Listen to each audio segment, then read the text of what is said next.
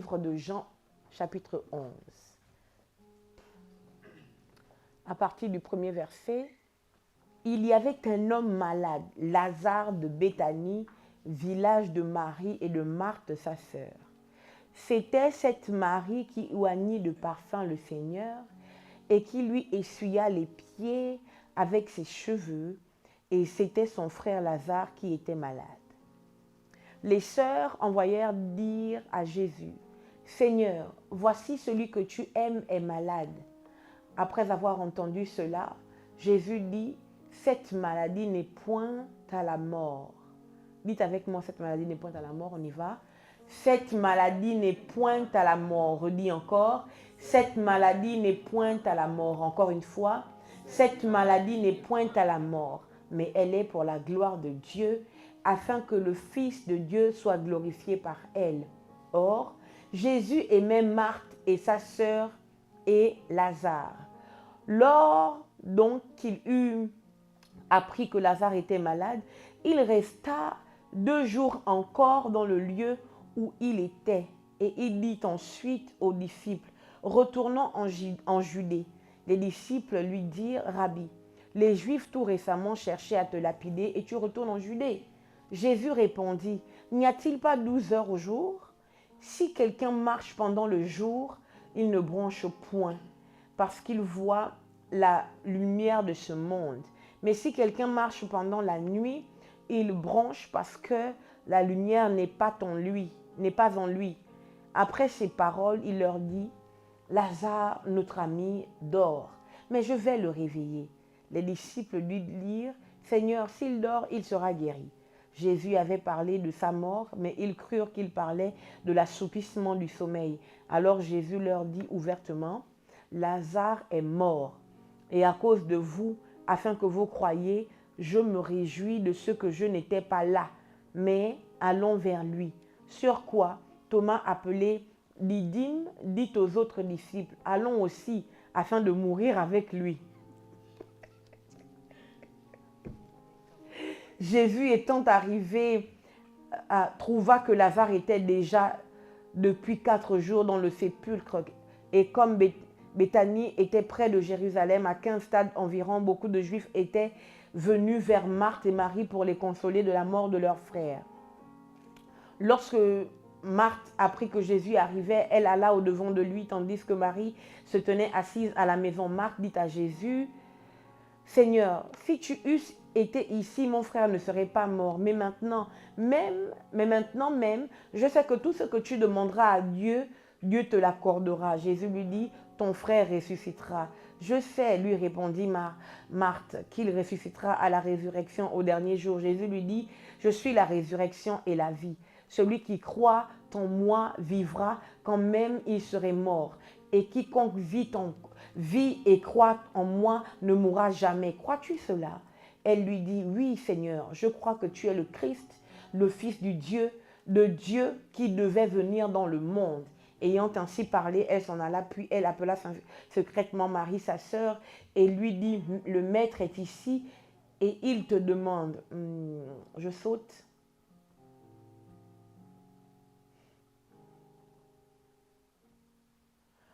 Verset 31, les Juifs qui étaient avec Marie dans la maison et qui la consolaient, l'ayant vue se lever promptement et sortir, la suivirent, disant, elle va au sépulcre pour y pleurer. Je continue. Verset 33, Jésus la voyant pleurer, et les Juifs qui étaient venus avec elle, frémit en son esprit et fut tout ému. Et il dit, où l'avez-vous mis? Seigneur, répondit-il, il vient et voit. Jésus pleura. Sur quoi les Juifs dirent, voyez comme il l'aimait. Et quelques-uns d'entre eux dirent, lui qui a ouvert les yeux de l'aveugle, ne pouvait-il pas faire aussi que cet homme ne mourût point? Jésus, frémissant de nouveau en lui-même, se rendit au sépulcre. C'était une grotte et une pierre était placée devant. Jésus dit, ôtez la pierre. Marthe, la sœur du mort, lui dit, Seigneur, il sent déjà, car il y a 4 jours qu'il est là. Jésus lui dit, ne t'ai-je pas dit que si tu crois, tu verras la gloire de Dieu?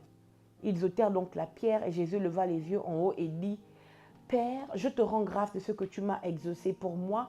Je savais que tu m'exauces toujours, mais j'ai parlé à cause de la foule qui m'entoure, afin qu'ils croient que c'est toi qui m'as envoyé. » Ayant dit cela, il cria d'une voix forte, « Lazare, sort !»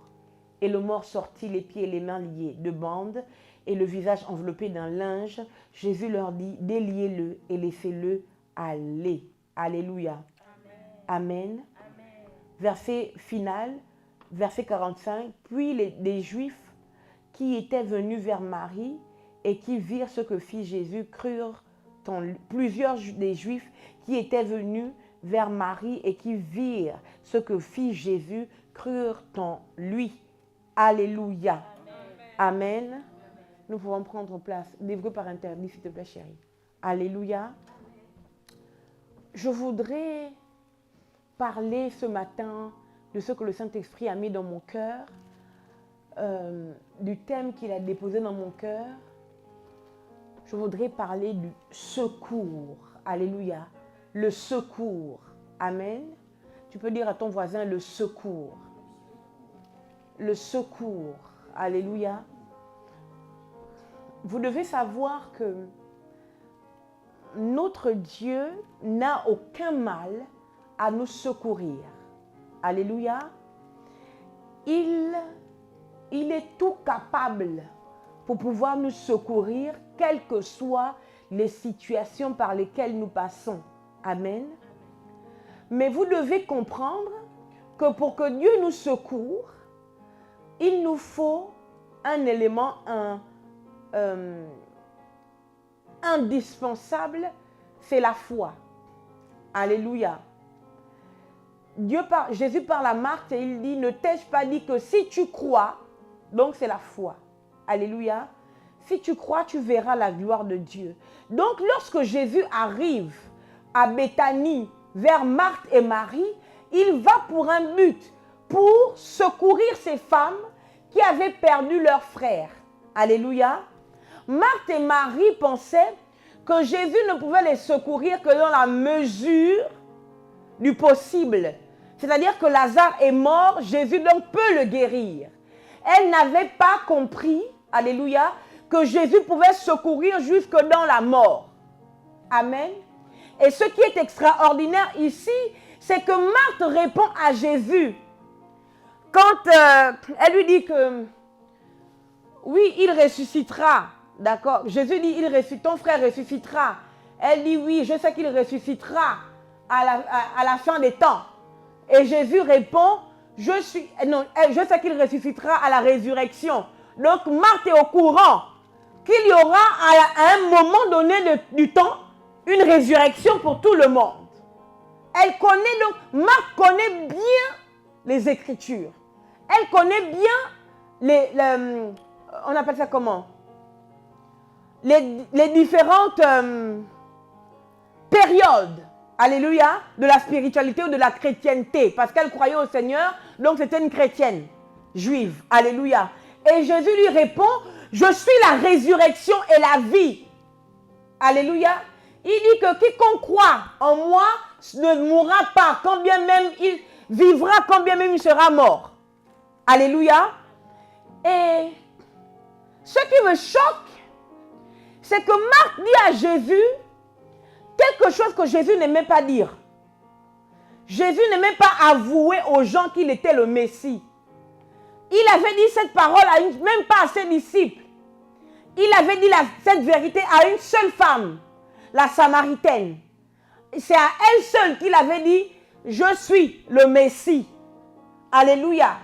Et les apôtres, les disciples ont découvert que Jésus était le Messie par la déclaration de Pierre. Où Pierre dit à Jésus, je crois que tu es le Christ, le Fils de Dieu. Alléluia. Et puis Jésus répond, ce n'est ni la chair, ni le sang qui t'ont révélé cela, mais c'est mon Père qui est dans les cieux. Et je dis que tu es Pierre. Et sur cette pierre, je bâtirai mon église. Vous connaissez le texte. Alléluia. La deuxième personne dans les écrits qui sait clairement que Jésus est le Messie, je ne peux pas dire si Jésus le lui a dit un jour ou si elle a eu la révélation, mais elle dit à Jésus, oui, je sais que tu es le Christ. Alléluia. Donc, Marthe est au courant que Jésus est le Christ. Et tous les Juifs savaient que le Messie avait tout pouvoir. Le Messie pouvait tout faire. Alléluia. Le Christ pouvait tout faire. Mais je me demande comment Marthe, avec cette connaissance, ne croit pas que Jésus soit capable de ressusciter son frère au moment présent. Moi, je crois, et ce n'est pas la première fois que je parle de ça, mon fils est émerveillé. Ce n'est pas la première fois que je parle de ça. Je crois que Dieu n'est pas seulement le Dieu du futur. Dieu n'est pas seulement un Dieu qui va faire, peut-être dans 2 ans. Dieu n'est pas seulement le Dieu du futur, il le fera. Il n'est pas seulement le Dieu de la promesse, il est aussi le Dieu de l'accomplissement de la promesse. Notre Dieu est aussi le Dieu du présent. Alléluia. On n'est pas obligé d'attendre des mois, des années, une autre dispensation pour voir l'accomplissement des promesses de Dieu dans nos vies, ou pour voir la main de Dieu, le bras de Dieu agir en notre faveur. Et je suis choquée parce que Marthe est au courant que Jésus est le Christ, qu'il est le Messie, qu'il a tout pouvoir, mais elle le met encore dans la cage du futur. Oui, je sais que mon frère ressuscitera lors de la résurrection des morts. Or, Jésus a dit à Marie, si tu crois, à Marthe, si tu crois, tu verras la gloire de Dieu. Alléluia. Jésus essayait de dire à Marie que nul besoin d'attendre 1 heure plus tard, 1 an plus tard, ou bien à l'avènement du Christ pour la résurrection des morts. Cette résurrection, je vais la faire maintenant parce que je suis la résurrection et la vie. Aïe, aïe, aïe. Jésus dit, je suis la résurrection et la vie. C'est-à-dire que la résurrection ne peut pas fonctionner sans la vie. Je le dis mieux. Très souvent, on associe la résurrection à la mort. Logique, n'est-ce pas? Non, mais c'est vrai. Vous êtes d'accord? Très souvent, dès qu'on parle de résurrection, on voit la mort. Vous devez comprendre que vous devez associer plutôt la résurrection à la vie.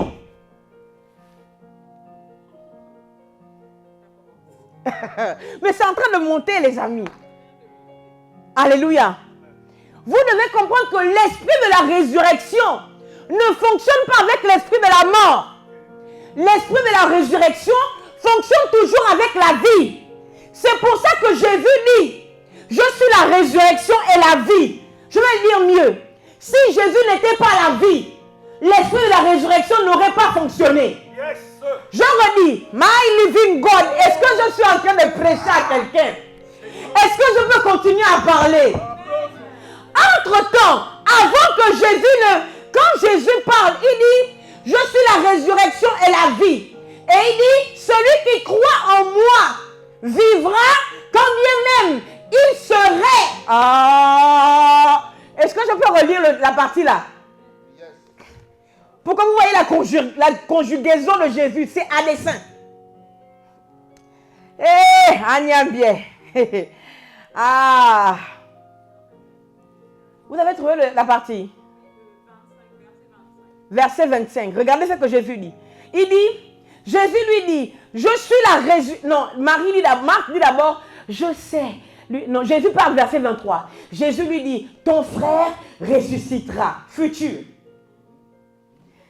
Marthe répond, je sais, lui répondit Marthe, qu'il ressuscitera à la résurrection au dernier jour. Donc, on parle de la résurrection des morts, non? Quand Jésus va revenir, alléluia, quand ce sera le temps du grand jugement, tous les morts vont revenir à la vie. Alléluia. Et Jésus lui dit, je suis la résurrection et la vie. Celui qui croit en moi vivra quand même il serait mort. Vous avez entendu la conjugaison? Le serait, c'est le mot conditionnel. D'accord? Alléluia. Et Jésus utilise ce terme à dessein. Pourquoi? Parce Parce que la résurrection, à la base, fonctionne avec les vivants. Je redis. Lazare n'était pas un mort. Lazare était un vivant qui semblait mort. Je le redis, je vais le redire. Lazare n'était pas un mort. L'esprit de la résurrection à la base a été rendu disponible pour ceux qui sont vivants, quand bien même ils semblent être morts. J'explique. Ce qui te rend, Jésus dit, je suis la résurrection et la vie. Quand Jésus rentre dans notre cœur, il rentre comme étant la résurrection et surtout comme étant la vie. Ce qui fait que même quand on meurt, on n'est pas des morts parce qu'on ne connaîtra pas la mort éternelle. Au contraire, on connaîtra la vie éternelle. C'est pour ça que même si on est mort, on est toujours considéré comme étant les vivants. Abraham est mort, non? Jacob est mort, non? Isaac est mort, non? Pourquoi on dit Dieu d'Abraham, d'Isaac et de Jacob? Dieu n'est pas le Dieu des morts, il est le Dieu des vivants. On cite ces gens parce qu'ils sont toujours vivants dans la félicité de Dieu. Donc ceux qui ont reçu Jésus ne sont pas morts. Même quand ils sont morts, c'est pour ça qu'on dit ne pleurez pas comme des profanes. Quand vous perdez un frère, une soeur, quelqu'un qui était en Christ, il n'est pas mort. C'est juste qu'il a quitté la dimension visible pour basculer dans la dimension invisible. Je vais vous prouver. Saül a besoin que Samuel prophétise. Or, dans le monde physique, Samuel est mort. On l'a enterré. Saül va voir une nécromancienne qui commence à faire des pratiques. Et puis, elle dit à Saül, je vois comme un Dieu montant de la terre. Alléluia. Et quand elle voit ça, quand Samuel apparaît, quand ce que la dame dit, l'être qui est en train de monter, quand il apparaît, tout le monde, et elle, quand elle voit, et elle, et Saül, dès qu'elle voit que c'est Samuel, la nécromancienne, une païenne, hein, une sorcière, dès qu'elle voit que Samuel, c'est Samuel, elle dit à Saül, oh, tu m'as trompé, tu es Saül. Parce qu'on savait que Samuel, c'était le prophète de Saül, du roi Saül, vous comprenez. Tu m'as trompé, tu es Saül. Samuel était supposé être mort, non? Samuel revient. Mais Samuel revient parce que Samuel avait la vie du Dieu d'Israël à l'intérieur de lui. Nous qui sommes chrétiens, qui appartenons à Christ, qui marchons réellement avec le Seigneur, nous qui avons reçu l'esprit de la vie, nous ne pouvons pas mourir. Alléluia. C'est impossible que nous vivions la mort éternelle. Je vais le dire mieux. C'est impossible, même si tu passes par une situation de mort. Tout se casse autour de toi. Tout se brise. Tout le monde te quitte. Tu fais quelque chose, ça ne marche pas. Mon frère, Dieu envoie ça vers toi. Parce qu'à l'intérieur de toi, tu as l'onction, tu as l'esprit, tu as la partie de Dieu qui est la vie. Et tu as la partie de Dieu qui est la résurrection. C'est pour ça qu'ils ont beau citer ton nom dans les profondeurs maléfiques. Tu ne meurs pas. Ils ont beau envoyer la tempête des problèmes dans ta vie. Tu es toujours là. Tu ne meurs pas. Parce que tu as l'esprit de la vie à l'intérieur de toi. Mais tu as aussi l'esprit de la résurrection. My God, Jésus-Christ est la résurrection et la vie. Et Jésus habite dans ton corps. Jésus habite dans ton cœur. Ça veut dire que tu te balades, my God, avec la résurrection et la vie à l'intérieur de toi. Donc s'il y a quelque chose qui ne fonctionne pas dans ta maison, qui ne fonctionne pas dans ta destinée, tu as le devoir et tu as la mission. Tu es mandaté pour démontrer la vie dans ta vie, dans ton existence. Tu parles au nom de Jésus. Cette situation de mort financière, je l'arrête car je transporte celui qui est la résurrection et la vie. Je prophétise sur toi dans le nom extraordinaire de Jésus-Christ que toute forme de mort, toute forme de maladie, toute forme de détresse qui vient contre toi s'arrête maintenant parce que l'esprit de la vie est sur toi. My God, tu ne peux pas être quelqu'un qui va tuer. Tu ne peux pas mourir parce que l'esprit de la vie et l'esprit de la résurrection habite en toi. Au nom de Jésus-Christ de Nazareth. Alléluia. Donc Jésus dit, je suis la résurrection et la vie. Et Marthe, my God, Marthe dit, je sais que tu es le Messie. Je sais que tu es le Christ. Celui qui devait venir. Comment Marthe peut connaître ça? Et elle ne croit pas que Jésus est capable de ressusciter Lazare maintenant. Comment? Comment Marthe sait qu'elle est en train de parler au Messie? Elle est en train de parler au Christ. Mais elle ne croit pas que Jésus est capable, que le Christ là est capable de ressusciter Lazare, son frère, maintenant. Quel type de Christ crois-tu? En quel type de Christ tu crois? Je vais le dire mieux. Jésus est quel type de Christ dans ta vie?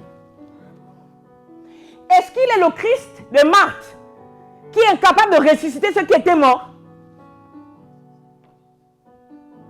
Ou bien il est le Christ de Dieu? Mais oui.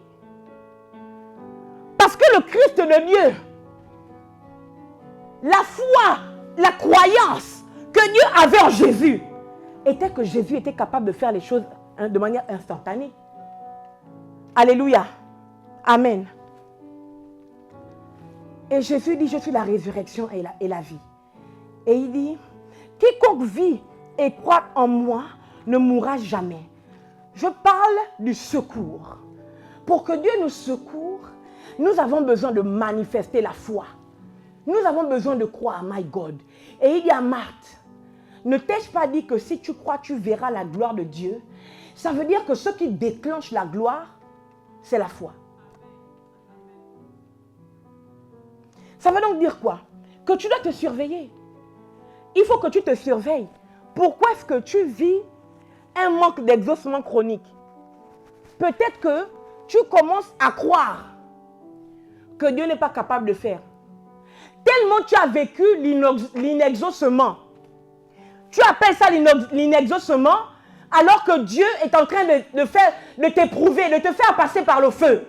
Ce que Dieu attend, c'est que tu continues de croire dans la patience. Alléluia. Amen. Mais nous avons décidé que quand Dieu ne nous répond pas, c'est que Dieu ne nous exauce pas. Ce qui est archi faux. Alléluia. Dieu nous exauce toujours, comme Jésus a dit. Pour moi, je sais, devant le sépulcre de Lazare, il prie à Dieu. Il dit, pour moi, je sais que tu m'exauces toujours. Mais si j'ai parlé, c'est pour que cela sache que c'est toi qui m'as envoyé. Alléluia. Si nous avons réellement la foi que Dieu nous exauce toujours, même quand on voit que depuis qu'on prie, ça ne vient pas. C'est pas que ça ne vient pas, c'est là. Mais Dieu est en train d'éprouver ta foi. Alléluia. Si nous avons la foi que Dieu nous exauce toujours, nous allons déclencher la gloire de Dieu. Ne t'ai-je pas dit que si tu crois, tu verras la gloire de Dieu? Alléluia. Sanctuaire. La gloire de Dieu se déclenche à partir de la foi.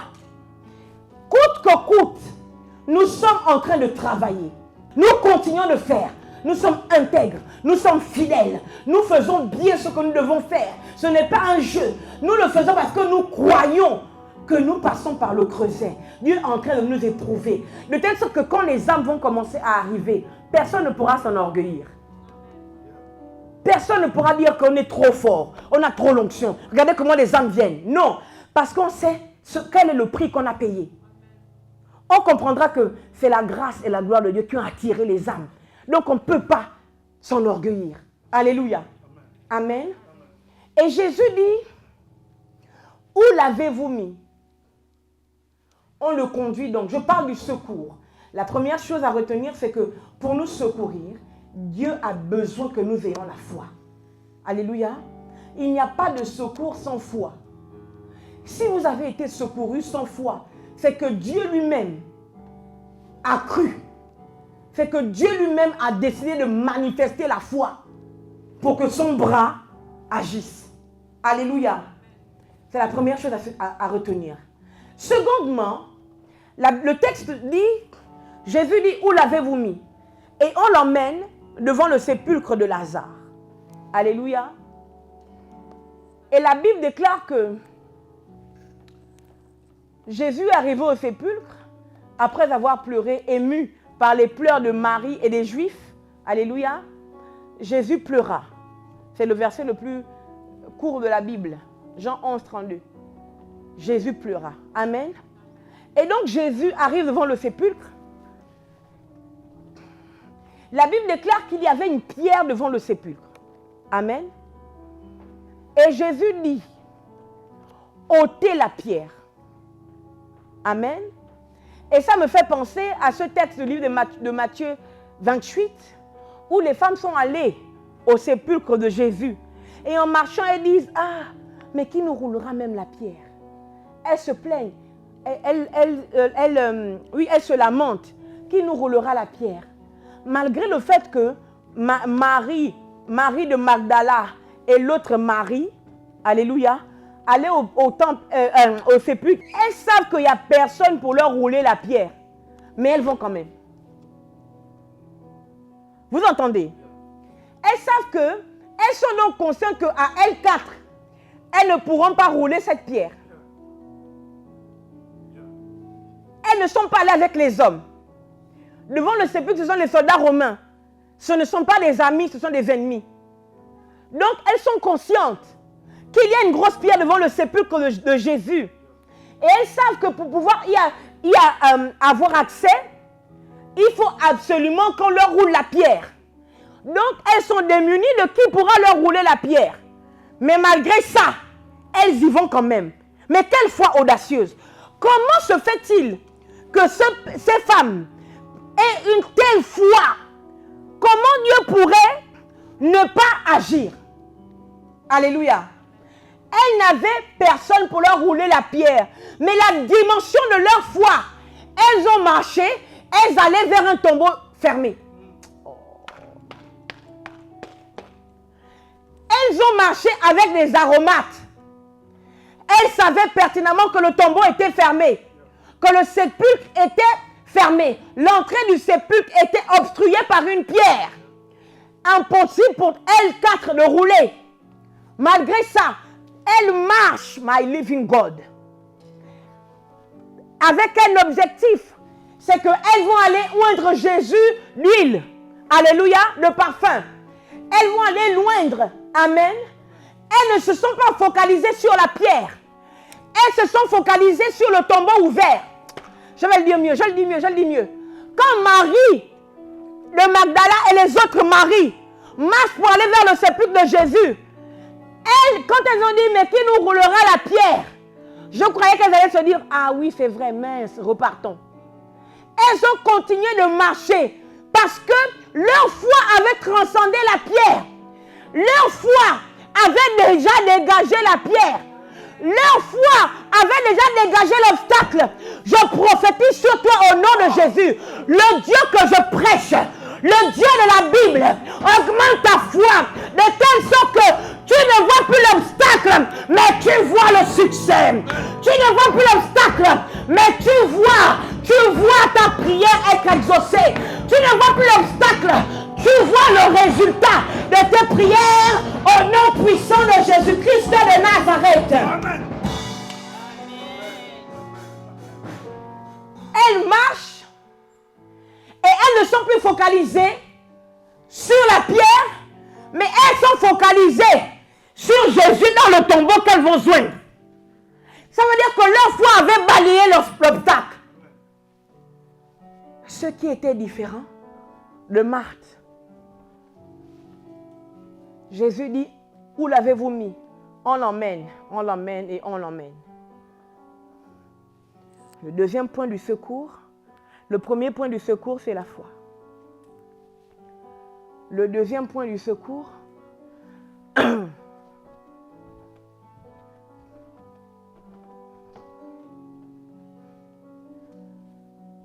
pour obtenir le secours de l'Éternel, il faut la foi. Premièrement. Deuxièmement, pour obtenir le secours de l'Éternel, il vous faut des gens mandatés pour vous secourir. Il vous faut un homme. Il vous faut un homme avec grand H. Les femmes ont dit qui nous roulera la pierre. Et quand Jésus arrive devant le sépulcre de Lazare, il y a le même obstacle, la pierre. Et je croyais que Jésus allait faire une main. Et puis la puissance allait sortir et la pierre allait, alléluia, se déplacer. Mais Jésus arrive et il dit, ôtez la pierre. Donc quand Jésus dit ôtez la pierre, il parle bien aux gens. Alléluia. Donc même Dieu utilise les hommes pour vous aider, pour vous secourir. Qu'est-ce que j'essaie de dire? J'essaie de dire que vous devez commencer à prier et dire à Dieu, Seigneur, donne-moi des personnes qui peuvent me porter, des personnes qui peuvent me montrer la voie, des personnes qui peuvent me secourir. Alléluia. Amen. Dieu dit, ôtez la pierre. Jésus dit, ôtez la pierre. Et voici la parole de Marthe.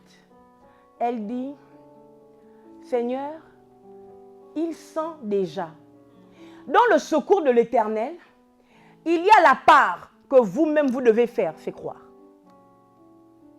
Premièrement. Il y a la part que les hommes doivent faire pour vous. C'est donc qu'il faut un homme. Et dans son secours, il y a la part que lui seul est capable de faire. 3 choses incontournables. La foi, les hommes et Dieu lui-même dans sa souveraineté. Donc il y a la part que seul Dieu peut faire. Ôter la pierre était du ressort de l'humanité. Maintenant, ramener à la vie un Lazare qui est pourri depuis 4 jours était du ressort de Dieu.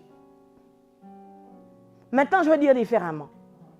Quand Dieu doit accomplir une grande œuvre dans votre vie, il y a donc ce triangle de vous, alléluia, des hommes et de Dieu. Alléluia. Il y a toi, donc ta foi. Les hommes, leur, comment on dit quand quelqu'un est serviable, leur disponibilité. Alléluia. Et Dieu, sa toute puissance. Amen. Et donc Marie dit à Jésus, Seigneur, il sent déjà. Jésus dit, verset 39, ôtez la pierre. Marthe, la sœur du mort, lui dit, Seigneur, il sent déjà, car il y a 4 jours qu'il est là. C'est merveilleux. Marthe explique à Jésus que la raison pour laquelle il sent, c'est que ça fait 4 jours.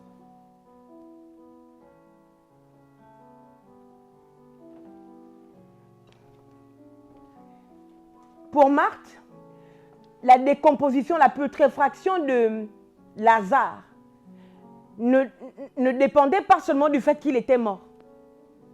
Mais cela était dû au fait du nombre de jours qu'il a fait dans la mort. Je vais redire ça maintenant pour toi.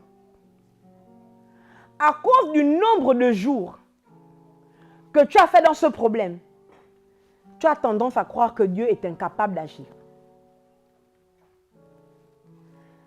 Parfois, ce n'est pas que nous pensons que Dieu ne peut pas nous aider.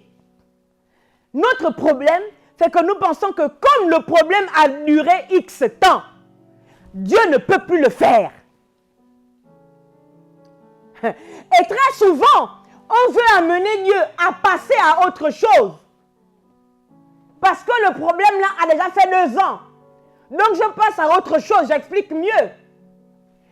Tu voulais la promotion. Ils ne t'ont pas promu. D'accord? Ça fait 2 ans. Maintenant tu passes à autre chose chez le Seigneur. Tu dis, donne-moi notre travail. Sauf que Dieu veut absolument que dans cet endroit-là, on te promeut. J'ai bien parlé le français. Oui. Alléluia. C'est ça notre problème. Ce n'est pas que on est incrédule. Notre foi doit résister au temps. Oh. Notre foi doit résister au temps. Il faut que nous réussissions à maintenir notre foi, le temps de la durée du problème, my living God, même si ça fait 1 an que j'attends de rencontrer une personne qui va m'épouser, je ne passe pas à autre chose. Même si ça fait 2 ans, 3 ans, tu ne vas plus dire que j'ai entendu le mariage, ça fait maintenant 5 ans.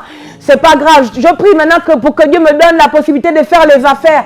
Tant que je fais les affaires, moi, l'histoire du mariage, c'est plus mon problème. Je maudis ces pensées au nom de Jésus. Il faut que votre foi tienne à l'épreuve du temps. Et donc, Marthe, quand elle dit à Jésus, Seigneur, il sent déjà, le texte explique, car elle parle. Hein? Seigneur, donc elle dit à Jésus que je sais, tu es capable de faire, mais le niveau là, après 4 jours, tu ne peux plus. Vous comprenez? Marthe est en train de dire, Jésus était ressusciteur jusqu'à 3 jours. Après 3 jours, l'esprit de la résurrection ne peut plus. Sauf que Jésus n'est pas l'esprit de la résurrection, Jésus c'est la résurrection. Il est la résurrection et la vie. Et quel que soit le nombre d'années, quel que soit le nombre de jours, la résurrection est une jonction entre l'éternité et le temps. Alléluia. La résurrection n'a pas peur du temps, parce que la résurrection vient de l'éternité. Mais c'est dans l'éternité qu'on ne meurt pas. Donc quand la résurrection vient, elle vient avec une portion de l'éternité. Donc elle ne peut pas avoir peur du temps, puisque le temps sort de l'éternité.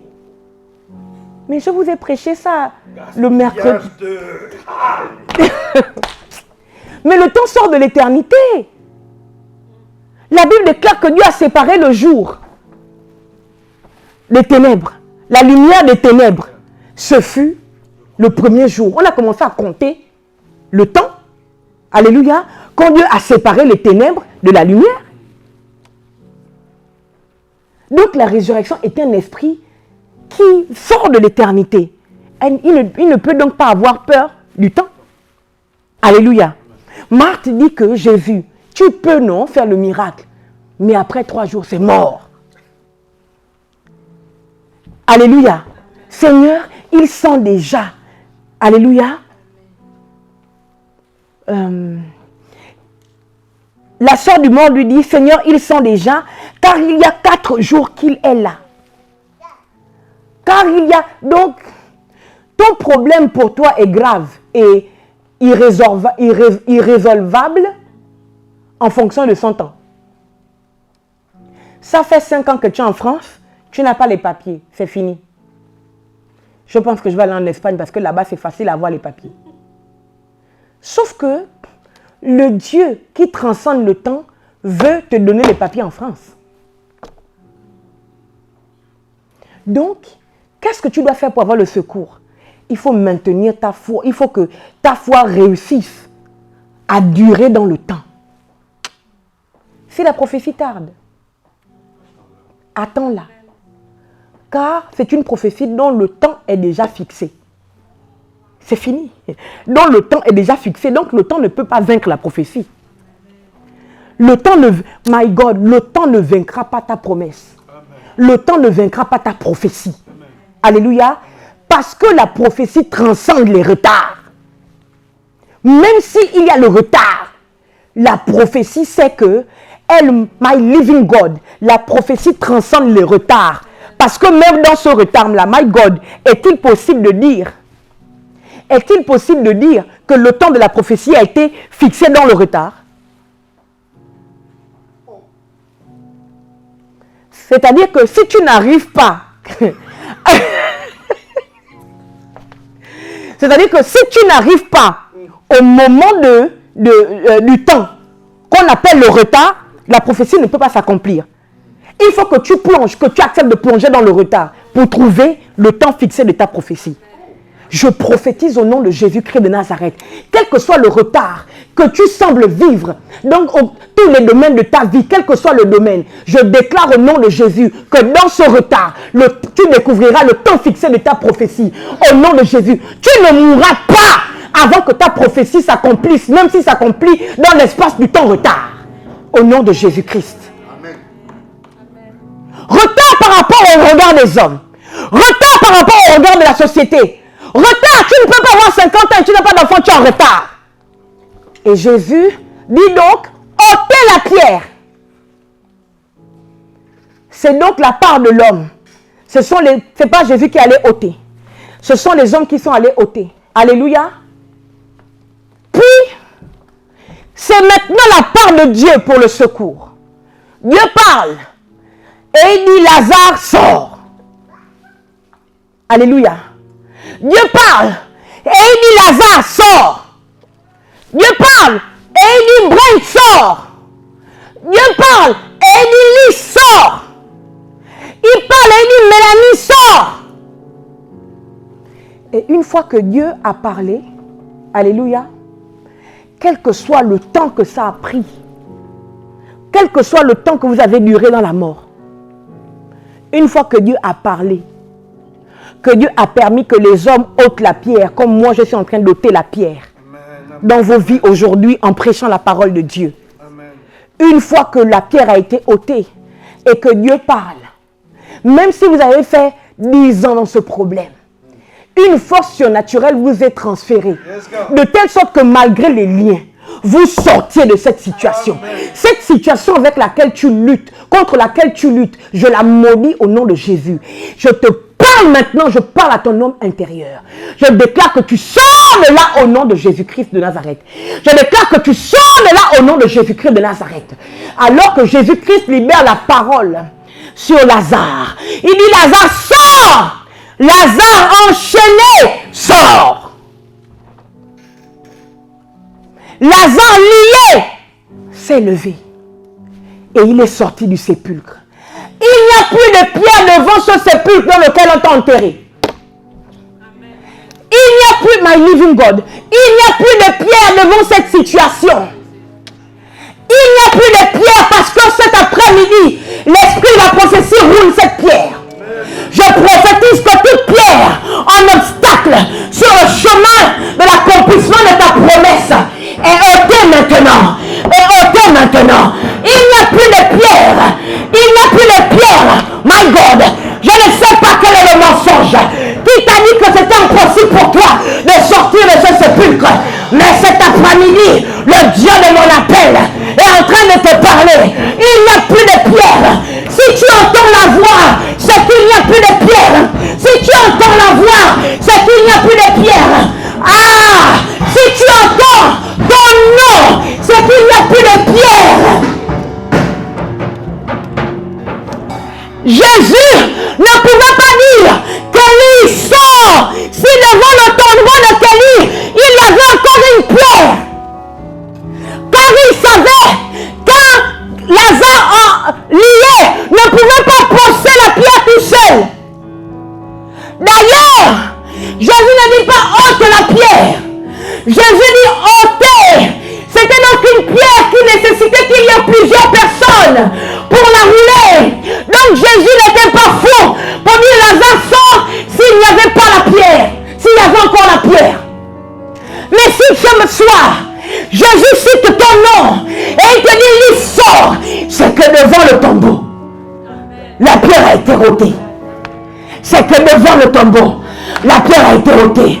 Si Jésus te dit, Mélanie marche, c'est que sur ton chemin, il n'y a plus d'obstacle. Si Jésus dit, Édouard avance, c'est que devant ton chemin, il n'y a plus d'obstacle. Dieu parle à Moïse. Il dit, pourquoi tant de tumulte? Lève seulement la verge et dis au peuple d'avancer. Si Dieu demande au peuple d'Israël d'avancer, c'est parce que Dieu sait que la mer va s'écarter. My God, Dieu sait que la mer va s'écarter. Si tu avances, la mer va s'écarter. My living God.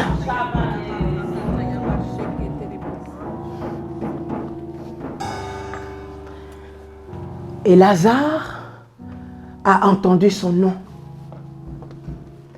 Et il a entendu cet ordre. Sors. Et malgré ces liens, malgré les liens des familles, malgré les liens ancestraux, malgré les liens d'âme, des liens d'âme que tu as eu dans cette relation où on t'a brisé, ton âme est encore liée à cette personne et tu n'arrives pas à rentrer dans une autre relation qui va t'emmener, qui va aboutir.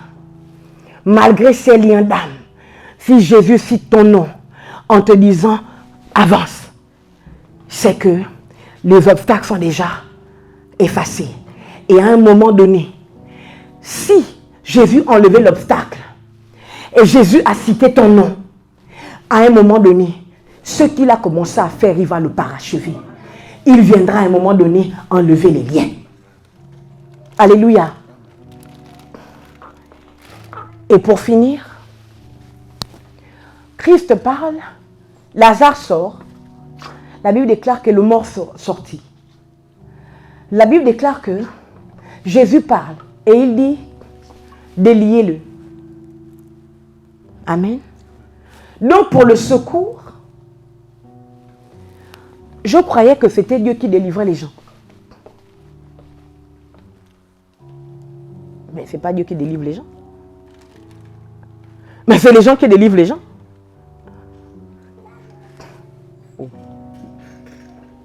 Moi, je croyais que c'était Dieu qui délivrait les gens, non? C'est pas ça. Mais vous ne voyez pas le texte. Les apôtres demandent à Jésus que pourquoi n'avons pas nous pu guérir cet enfant? Jésus dit, cette sorte d'esprit ne part que par le jeûne et la prière. Ça veut dire quoi? Que si vous avez augmenté en jeûne et prière, vous aurez pu délivrer cet enfant.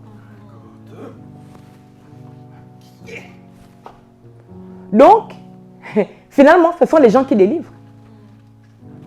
Mais la Bible déclare que l'homme fait cesser les ténèbres.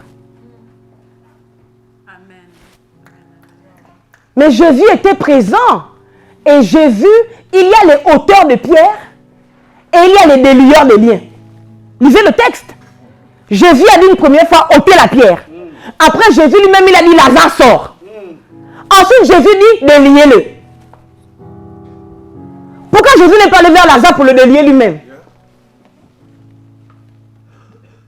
Notre problème, c'est quoi? C'est que quand nous sommes, my living God, quand nous sommes dans des problèmes qui ont duré, comme le cas de Lazare, et que Dieu a commencé à faire quelque chose, d'accord? Nous continuons de dire que nous comptons sur Dieu. Nous comptons sur Dieu. Si tu continues de compter sur Dieu, quand Dieu a commencé déjà à faire le maximum, tu vas mourir dans la situation. Mais bien sûr. Parce que quand Dieu a déjà fait le maximum, c'est de te ramener à la vie, non? Eh bien, le minimum, c'est les hommes qui font. Ça veut dire que tu cherches un emploi dans un certain domaine. Sauf que ton CV est mal. Dieu t'a permis de finir l'école. C'est le maximum que Dieu a fait. Il t'a donné la sagesse et l'intelligence. Mais ton CV ne correspond pas à ton secteur d'activité. Mais Dieu va envoyer un homme pour te délier. Dieu va envoyer un RH. Un RH. Voilà, pardon. Dieu va envoyer un RH, non? Pour te dire que pour ton secteur d'activité là, il faut faire ton CV comme ci. Il faut faire ton CV comme ça. Est-ce que tu vois? Mais pour ça, si tu comptes seulement sur Dieu, mais écoute-moi bien, Dieu ne descendra jamais te dire que faire le CV comme ça. C'est moi qui te parle. Tu attendras l'enlèvement, non? Rien ne va se produire. Amen, amen, amen, amen. Parce que Dieu ne secourt jamais l'homme sans l'homme. Là où on vous a prêché que Dieu secourt l'homme sans l'homme, on vous a menti. On vous a menti, c'est un mensonge. Dieu a déjà fait l'essentiel. Il t'a montré que voici ton problème.